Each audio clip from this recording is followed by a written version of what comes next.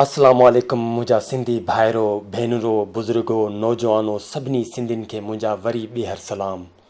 तव्हां वांगुरु आउं बि हिन सिंध धरती जो हिकु सपूत पुटु आहियां।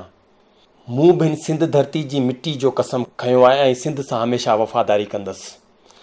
पर अफ़सोस अॼु जेको वाक़ियो थियो आहे इहा हिकु सिलसिले जी कड़ी आहे ऐं दुश्मन जी वॾी चाल आहे।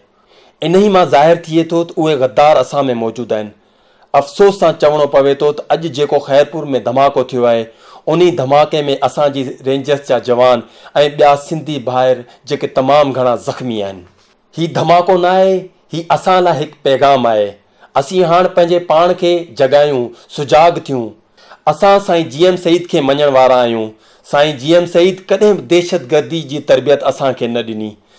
साईं GM सईद कॾहिं बि न चयो तव्हां कंहिंखे गोलियूं हणो, किथे वञी धमाका करियो, किथे वञी दहशतगर्दी करियो, पंहिंजे जवाननि खे मारियो, पंहिंजे सिंधियुनि भाइयुनि खे मारियो।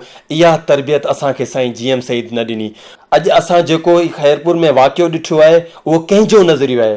तव्हां ॾिसो सिंध खे पाकिस्तान खां जुदा करण जूं जेके तंज़ीमूं हली रहियूं आहिनि, जंहिंमें जस्मम, जस्कम, SRA, SLA ऐं ॿियूं तंज़ीमूं आहिनि, उन ई मां उहो साबित थियो आहे त इहे दहशतगर्द तंज़ीमूं जिन सिंध जी हक़नि जी ॻाल्हियूं कयूं उहो ई असां सिंधियुनि जा दुश्मन आहिनि।